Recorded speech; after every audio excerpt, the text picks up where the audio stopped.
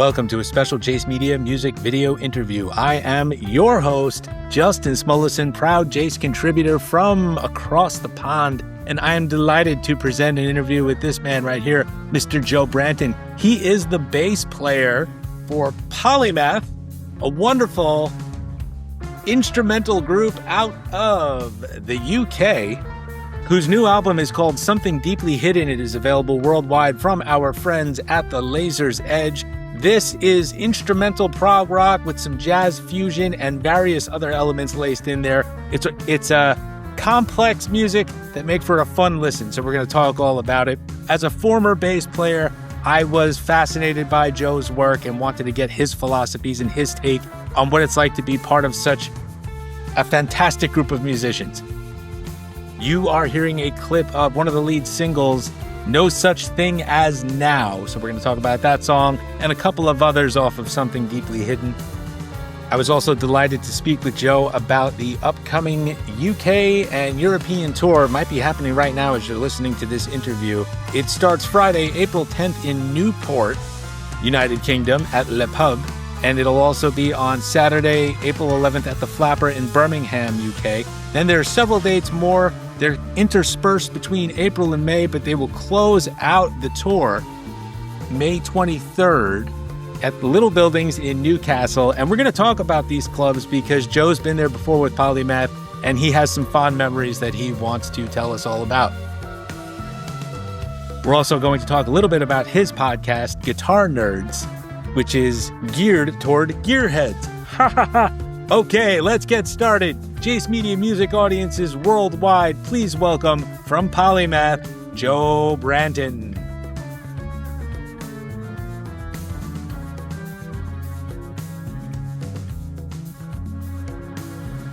So, I am joined by Joe Branton of Polymath. Joe, welcome. Hi, Justin. How's it going? Thanks for having me on. Thank you so much for joining us here on Jace Media. You are a fellow UK resident. Is it okay to call you a Brit? Is that a sure. Yeah, that's the type of term that's only ever used by Americans. But it's fine. I'll take it. The Yank called you a Brit. Nah, that's all right. It's funny on the Jace threads, I see the word Yank come up every once in a while, and I think, are they watching the Yankees? Because nobody here calls me a Yank. No, of course. We still use that term, but we realize it's outdated. It's all good. So, Polymath is back. You like my title here? The Polymath is Mathin. That is so creative. Great. But you guys are great. You have this brand new album called Something Deeply Hidden. And it's coming out just a couple of days from when we're recording. We're going to release it just in time, hopefully. And how are you feeling about it? Yeah, great. It feels like a long time since we wrote this album. It was actually written a whole year ago, I think, the end of 2024, and it ended up being benched by sort of the label that we're working with, Laser's Edge, to come out now. So for us, it feels like ages ago that we actually put this record together. So I think I'm very excited for it to finally actually be out. Partially because it's always about making the next thing, about working on the next thing. You get excited about the next thing. But it'll be great to finally be able to play these songs live and stuff. Because even though we wrote it at the end of 2024, you don't want to end up gigging all those songs pre-release, and then when you gig when they come out, you're playing old songs that people have heard 1,000 times. So. Right. So you feel like you're sitting on a powder keg right now, right? Yeah, exactly. I'm just very happy that the 10th is around the corner. That's excellent. And it's 7 tracks. One would think that might be an EP. It's definitely not. It's a long player. There's so much happening there. And I can't say, I'm not a technically gifted, I was never a technically gifted musician, so I can't say, the 8th note that you're playing there is a little different than the 2/16ths over there. I can't do that. Those 2/16ths, yeah. Yes, but I remember the basics from playing bass clarinet and bass guitar. Right. And so that's why I'm glad you're here, because from one former bassist to a current bassist, I love what you're doing. Oh, thanks, man. I appreciate that. Is it a special responsibility to be the bass player for Polymath? You got a tough job. You got a lot to keep up with. I think we've been writing together for a really, really long time. So it's one of those things where a lot of what we do is improvisational at first, so it's about knowing how each other work and being able to work things out. It is tricky for me, not for the reason that you think, but our guitarist Tim is left-handed and he strings upside down, and so it's not hard the first to, time I've seen it, but it's very rare. yeah, exactly. So it's hard to sort of visually be able to take your cues from what he's playing. You know, you've really got to know where he's going to be going and do it by ear. The other thing is he also isn't all the time. Actually, on this record, he is, I think, 100% of the time in D standard tuning, but on past recordings, he's used new standard tuning, which is Robert Fripp from King Crimson's tuning, where you would tune in fifths. You tune like a concert instrument, so you tune from a low C to like a high G. So all your notes are in different places, and because I'm not in that tuning, it makes it very difficult to work out. And are you right-handed? I'm right-handed. You're right-handed, so you're not going all Paul McCartney on us then. No, exactly. Okay, no. and you don't have to sing, so there's that too.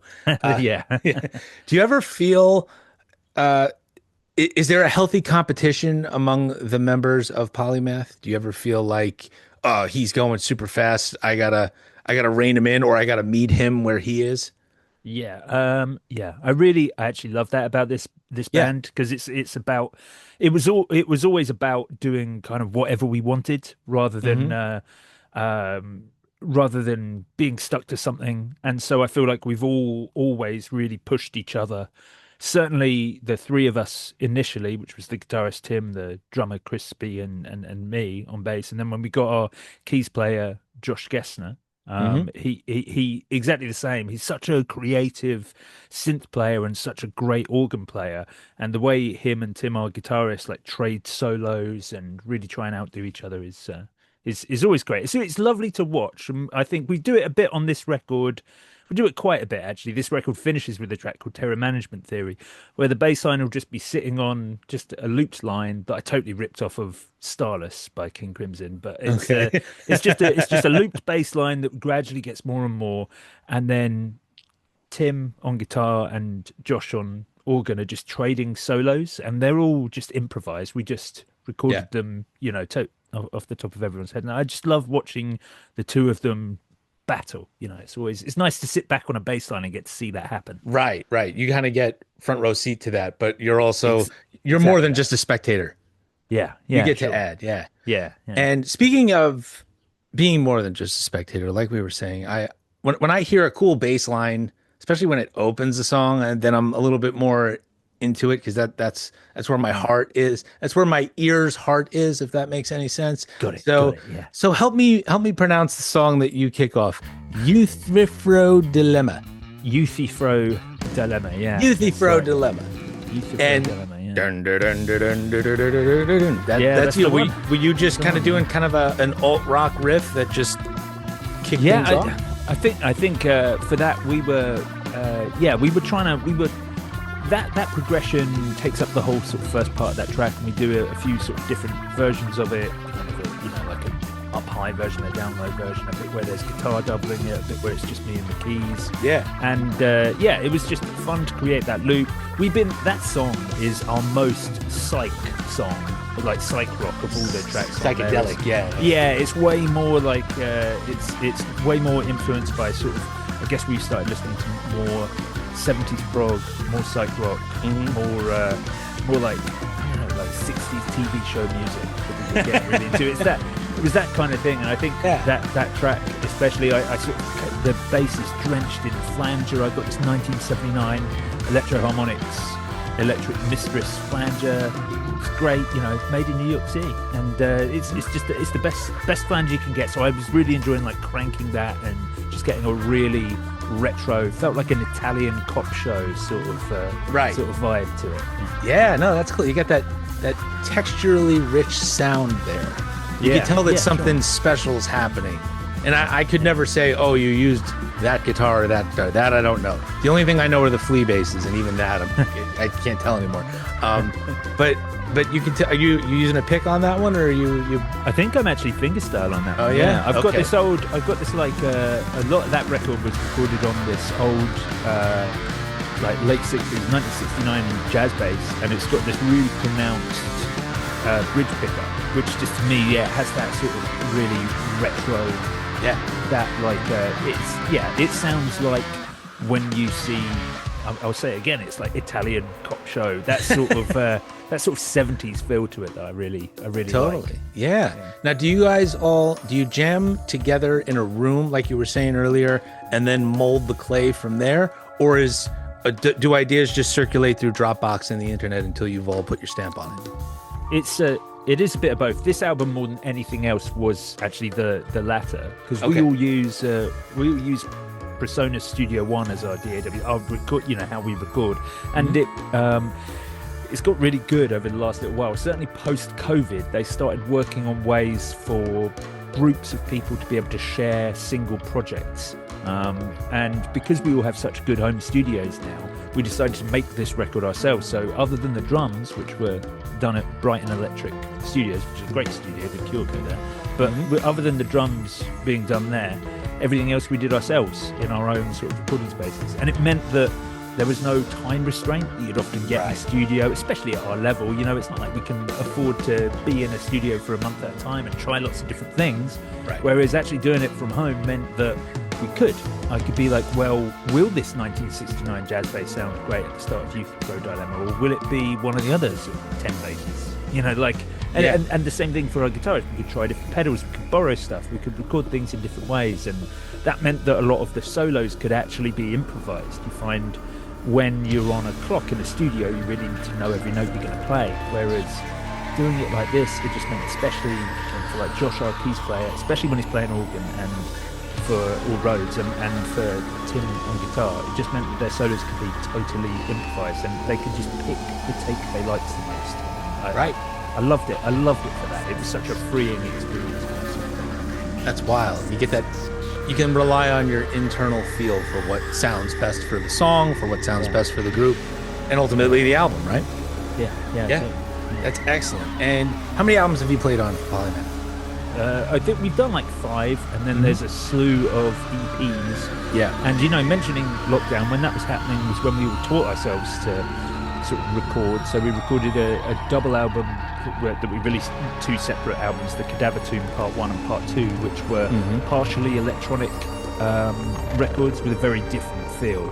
And that was us sort of exploring that. We had guest vocalists on it from different bands. That was really trying to bring like the prog, math, post-rock community together during that time, because it was such a, everyone didn't know, are we ever going to see live music again? So that was, those 2 albums were just about that. So yeah, lots for Polymath, I guess, over the years. I think it's been a long time. First group was 2013, I think. Oh, okay. So yeah, you've been with the band for a while. Yeah. And the sound has evolved. You had an album called Zenith, which had a sax player. I was listening to it on Bandcamp. And that was a cool album. Yeah, that was a lot of fun. We wanted to do something different for that. I think every time we come to make an album, we have an idea before we've got songs. And when we were doing that record, we got Chris Olsen in as a 5th member for that album, playing sax. And the idea for that album was, before we'd always been like, how long can we make a song? Can we make this song 12 minutes? How many guitar layers can we put on this? How grand can we make this? Whereas for this one, we were like, let's strip it back. For Zenith, we were like, can we strip it back? Can we make it more like a live thing? Can we keep the songs down to 4 minutes, 4.5 minutes each? And that was the idea with that record. This something deeply hidden is definitely us going somewhere in between. This was us listening to lots of Ethio jazz, lots of 70s prog, and really getting into percussion. Percussion was a big thing for us. It's much higher in the mix on a lot of the tracks, and we were still sort of planning on doing a few of the shows, not all of them, because we can't afford to tour with extra members that we've got to pay, but a few of the bigger shows we'll do with percussionists as well. So. Oh, cool. So if you're going to bust out those songs from Zenith, now that I'm pronouncing it correctly, or in the English way. Yeah, exactly. Who knows? Yeah. If you bust out those songs, can you do it without saxophone and maintain the essence of the song? I think it's actually the one album we don't ever. It's such a shame. Because there were some great tracks on it. We used to try to do Velociter live without a sax, and which was like the single that we did off of that record, because we actually wrote that as a 4-piece before we had the sax player, and then ended up benching it, used it on the later record, and added sax. And it was fun. I think we ended up writing so much of it relied on having that saxophone, so it just felt a little bit like there wasn't enough going on without it. So unfortunately, that album's virtually been benched. I think what we'll probably do is, we'll do a tour at some point with either Chris Olsen back or a different sax player on, so Right. that we can do a few of those songs because it's an easy instrument to just drop into other material as well. But Excellent. Because it's cool. And now I've wondered this. I've seen groups that do math rock and stuff. Does the term math, do you find that that pushes people away a little bit? Does it isolate people? Does it say, "Oh, I don't want to be thinking about my seventh grade geometry while I'm listening to music"? Does that happen? no, I don't know. I don't think so. I feel like math rock in the UK had a really great sort of tight community of people. I mean, we never thought of ourselves as a math rock band. It's just that we had math in the name. We're a prog band, but we had math in the name, and it's Yeah, so yeah, those yeah. genres overlap so much that Right. we ended up getting booked on math festivals, at math shows. And all of our friends are in actual math rock bands. There's And we math festivals. there was one called Arctangent in the UK. It has slowly become a metal festival as it's got bigger, and they Oh, realise okay. they'll make more money from booking metal bands as Right. headliners rather than obscure math bands who are like from Cincinnati and split up in 1997. It's it's that sort of thing. But it still is a great festival for that. But Yeah. back 2013, 14, 15 to around 2018, it was just all weird math rock, prog, post rock bands, and it was always, lovely for that. And I think that really drove the community. And I think actually probably its shift has been what's maybe, and the math rock community feels like it's maybe slightly on a bit of a decline in the UK. Certainly Okay. things are shifting out of it towards other things. People, I Well, think people who were math rock bands are maybe becoming more post-punk bands or more prog mm, bands or more post-rock. Everything's sort of diversifying now out of that genre. well, let's talk about how you're bringing the math to the people. Can you see the tour poster right I there? can, yeah, All right, yeah. there you go. So you've got the several shows coming up Uh-huh. starting April 10th at Le Pub in Newport. Yeah. The Newport in Wales, yeah. Yeah. yes. And then That's you the got first one. the Flapper Yeah, in the Flapper. Birmingham, and Yeah.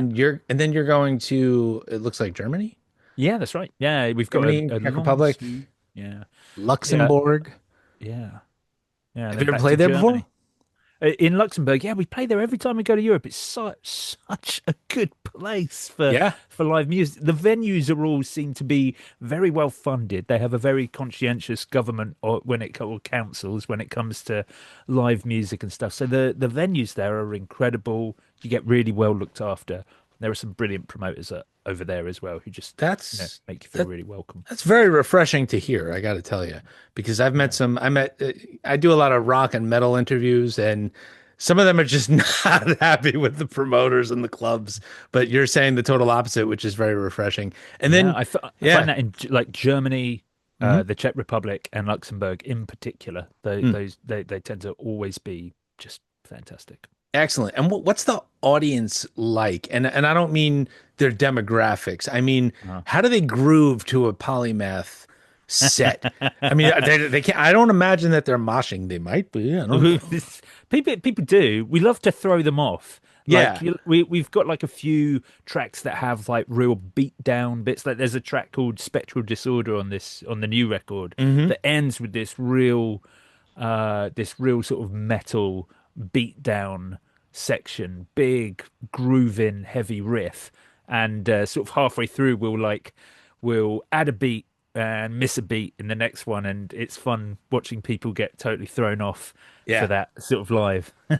Is it the sort of thing where they're just kind of like they're grooving a little bit, kind of like like they're at a Fish concert or something, but then every once in a while just do they start jumping around or Yeah, are we they definitely we they're in we the get zone? we get our fair share of pits at the front of our shows. I think Wow. when they're packed, it does of course depend on the show and the type of venue, Right. but like certainly when we play things like because our most popular town to play is London, and Okay. normally when we're playing in London, things will kick off. There's a venue that we play in Nottingham that's notorious for, it's a very small venue, but it's famous for amazing, very active crowds. And they're like where we play in Nottingham is which I think we're playing Carousel, which is a different venue this time. Okay, that was my next question. Yeah, but the where we'd normally play, it's a floor show as well. It's this amazing converted fruit and veg warehouse called JT Saw. It's everyone wants to play there because it's such a weird, interesting place. But it's one of those places where people will get crowd surfed, but they'll get to the front and there's nowhere to go but being thrown at us onto our pedal boards. So it's always, you have to just be prepared for gear to break at those shows. Because a lot of times when people crowd surf, they get to the front and then there's a small distance between, I guess, the security gate and the stage, but that's not there, you're saying. Okay. Not at this fruit and veg warehouse. Okay, no. You will be wearing protective shoes that day. That's it, yeah. And so you're, like we said, the last 6 dates of your upcoming tour are all in the UK. Now, where are you personally based?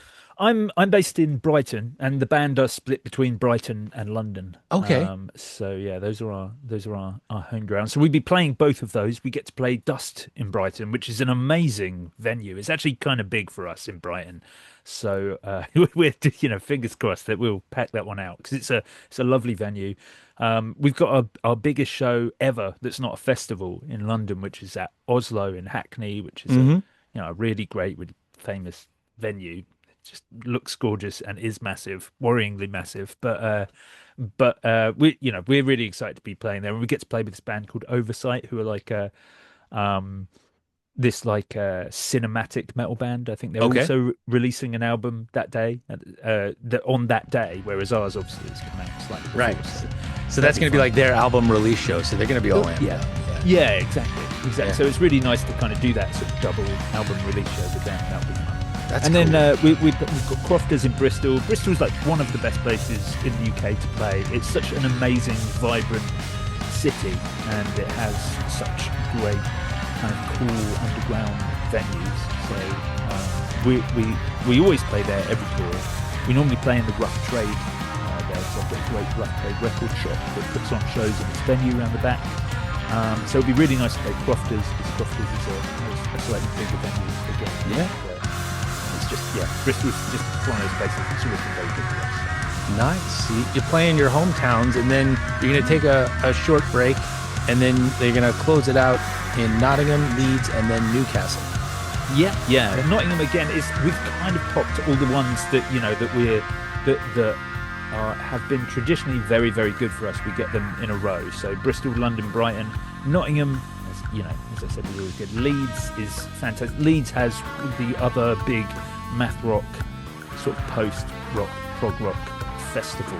Okay. So they called Strange Forms, which is fantastic. That happens every year. So it's always, we often get booked on that, which is great. And when we don't get booked, we go and watch all the bands there anyway. So it's nice to go there. And where we're playing Wharf Chambers there is just this really wonderful kind of community DIY venue and bar, and it's just a really lovely, earthy, sawdust on the floor place to get to play. So we love that.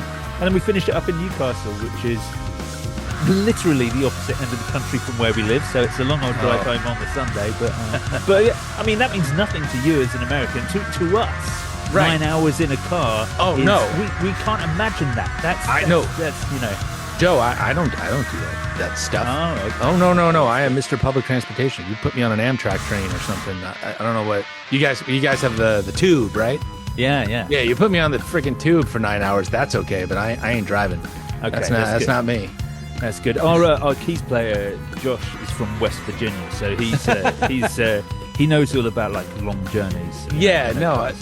He thinks nothing of the tour journeys. Where as soon as we get over 2 hours in a car, we're like, oh my goodness. I get that way also. I get very fidgety. I understand the plight, but it sounds like you're going to have a great tour. And then, without giving anything away too much, we were chatting before we started rolling. There's always a chance you might make it across the Yeah. Atlantic, right? Yeah, exactly. We would love to. We're sort of yet to book things up, but it's very much a thing that we are working towards. Things need to play out first, and then you can make those decisions. Gotcha. And also, let's quick plug. You have a podcast. You're the host of the podcast. That's why you sound so good. That's why your hair is done so nicely. Yeah. Tell us about that. I run my day job is I run a podcast called Guitar Nerds. It's a guitar gear podcast. We've been running for like 11 years, but we're lucky enough that we're in the Apple Hobbies category with a top charting guitar-based podcast. Lovely in the US, actually. There's like 50% of our audience there, only 20% that's UK. But yeah, we've been running for a long time, and it's myself and the other guy who owns it is the guy who is the global marketing manager for Boss Effects Pedals. Oh, okay. So it's a lot of very, very nerdy gear talk. I'm obsessed with vintage Fenders. He's obsessed with 1980s Japanese effects pedals. So it's very nerdy. Do you get some well-known musicians come on every once in a while? Or producers? It tends to actually be like guitar makers, pedal makers, things like that will get on as guests more than actual musicians. But it's mostly sort of us. There's a revolve of guests, so we work very tightly with two other podcasts, 40 Watt Podcast and In the Pocket Podcast. In the Pocket is a bass podcast based here in the UK with a guy called Johnny Dibble who hosts it. He comes on our podcast. We have JD Short from California, who's just moved to London, who's one of our other co-hosts, and then we work with 40 Watt Podcast, which is out of Mississippi, which is Philip Carter out of Mississippi, and he runs his own podcast, but also guests. He probably spends 50% of his time actually running my podcast. So that's cool. Yeah. And so, but if I'm just throwing it out there, what if Jimmy Page wants to come on? What are you gonna say? Yeah, well, obviously we would have Jimmy Page on. Yeah. Oh, okay. I just want to make sure that you're not a. We're not excluding musicians. I was just gonna say, you're not gonna be a gear snob about it, right? No. Jimmy Page wants to come on. Flea wants to come on. You'll make the time. Yeah, of course. Yeah, I think we had my favorite bass player of all time. Who's that? Juan Alderete. He was the bass player in the Mars Volta Racer X. He was Marilyn Manson's bass player for a bit. We had him on as well. He actually also used to run a gear YouTube called Pedals and Effects with Nick Reinhardt. And so yeah, we got him on, which is very lovely. I've had a couple of podcasts with him now, so being able to sort of not say, but literally everything I do in Polymath is because of you. Right. Having that guy on the podcast was wonderful. That's cool. All right, so you check out Guitar Nerds if you really want to delve into the gear and maybe even a little bit of the science behind it. Yeah, if you need help sleeping, listen to Guitar Nerds. Yeah. Do you ever premiere Polymath songs on Guitar Nerds or no? Everyone is so supportive of it, actually, all of our listeners, but I try to not use the audience too much. I definitely, when an album comes out, I'll post it to all our groups, but I wouldn't want anyone to, feel like, and it's lovely. At a lot of shows, at Polymath shows, we'll get people come up and talk to me and be like, oh, I'm here because I'm a Guitar Nerds listener. So it's always very lovely, lovely for that to happen. Yeah, no, it's great to get that. I guess we'd call it a crossover audience, a dual audience. Yeah, no, that's cool. So you got, like we said, you got the tour coming up, brand new album, and most musicians I speak to, they've always got something else kicking around. There's always something else in the works. And so his eyes widened, so he's definitely got something else going on. But no, there's a good chance that Polymath is going to have a follow up. I mean, I would guess so, right? Yeah, we've got a lot of ideas that we've been kind of working on. I mean, I guess I'll tell you a secret thing about the album. Actually, when we wrote Something Deeply Hidden, we'd originally written it to be 2 albums. There was a second album called More Deeply Hidden Still, and we actually the original idea for Something Deeply Hidden was we were going to put a QR code on the record, but not tell anyone what it was. And if you happened to click it, you would get the whole second album. Right. But the way things ended up working out, because we had to bench the album for the best part of a year, because we didn't want to not have anything released that year, instead we used some of the tracks to put out an EP, which we brought out last year just before the album. The Halting Problem. The Halting Problem, yeah. Yes. So those tracks were supposed to be part of More Deeply Hidden Still. So we ended up kind of butchering that original idea, which means we've now got like 4 or 5 idle tracks sitting around. So we need to finish off what we do with those. We've been getting really into krautrock. And so I think what we'd like to do next is do something a bit more freeform, a bit more. Okay. So I did want to mention, Joe, that Bandcamp Friday is coming up on May 1st. Yes. And that's cool. And the extensive Polymath catalog and discography, or digital discography, is on Bandcamp. And let's remind everybody, on May 1st, if you go to the Polymath page, the link is on this episode's show notes, and you make the purchase on May 1st, you are directly supporting Polymath, which would be, I'm sure, appreciated by the band, right? It would be very appreciated. Yeah, when you make obscure instrumental prog music, it somehow, for some reason, I can't quite put my finger on it, but it's not the most profitable. Right. There's Taylor Swift and then there's Polymath. Right. Exactly. Yeah. Right. Yeah. So support Polymath while you're out there, and they've got no shortage of good stuff out there. And I'm going to practice what I preach. And then another quick question for you before you go, because we already know that you're going to be doing a really, I'm going to say, I want to say an electric set, but I don't mean electric like you're playing electric music. I can imagine the electricity in the air when Polymath does their thing on stage. What do you want to say to any aspiring musician, and particularly bass players?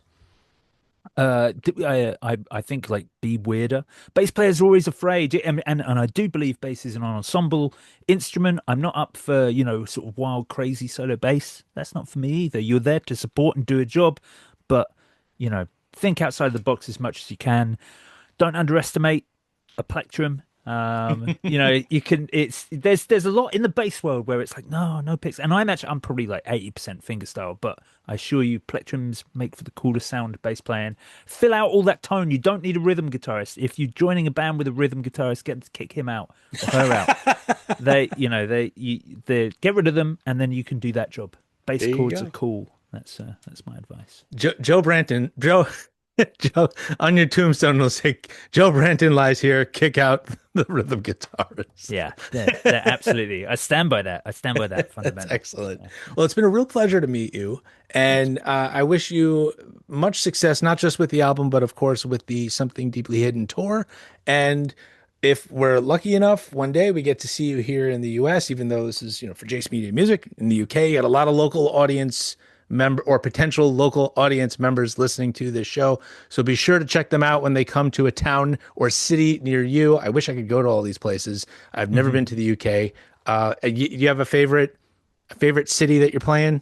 A number one, or are we gonna are we gonna ostracize some people here? No, I don't mind. The only people I'd ostracize is the north, and I'm from the south, so that's okay. Okay. London is the best city as far as I'm concerned on planet Earth. I love it. So getting to play London is always amazing. Excellent. Well, it's an easy answer, isn't it? I guess so. I mean, I've only seen it on screen, so I have to experience it for myself, and then I can get back to you on that. But it's been a real pleasure, and please keep doing what you're doing. You're doing great. Thanks very much, Justin. Thanks for having me on. Special thanks again to Joe Branton of Polymath for joining us here on Jace Media. The new album is Something Deeply Hidden. It is available worldwide from our friends at the Laser's Edge starting on April 10th. You heard clips of Euthyphro Dilemma and Spectral Disorder. And at the top end right now, you are hearing a clip of one of the lead singles, No Such Thing As Now, all off of Something Deeply Hidden. Be sure to visit poly-math.net for more information about the band, and remember to support them on Bandcamp Friday on May 1st. The Something Deeply Hidden UK and European Tour 2026 starts on April 10th at Le Pub in Newport, which is, of course, in the UK, and there are several dates afterwards. You will see them up on your screen right now. The last 6 dates will be in the UK. The final date is May 23rd, 2026 at Little Buildings in Newcastle. We spoke all about it. Sounds like it's going to be a friggin' blast. Whatever you do, remember to make legitimate purchases of the music, merch, and tickets to support hard-working artists like Joe Branton and the members of Polymath. And check out his podcasts, In the Pocket and Guitar Nerds. Those sound like fun. Folks, head on over to the revamped JaceMediaMusic.com page. We've got reviews, we've got interviews, we've got all kinds of great music coverage. If you are into instrumental music, particularly instrumental jazz and rock, check out my interviews with Last Seen Alive, brand new trio out of the US, and metal instrumental group Telepathy from the UK.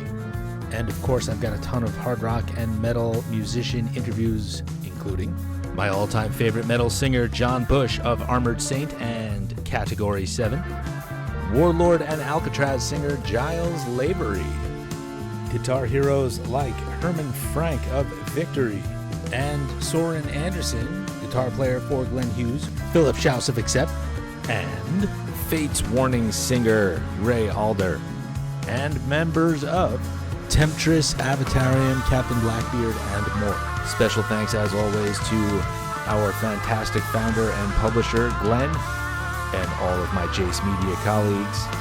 And of course, special thanks to you, the worldwide Jace Media music audience. Look for Jace Media on Facebook and X and Instagram and basically every social media channel you can think of. I am Justin Smollison, proud Jace Media contributor from across the pond. Thank you again for tuning in. Keep coming back to JaceMediaMusic.com. I've got more video interviews on the way.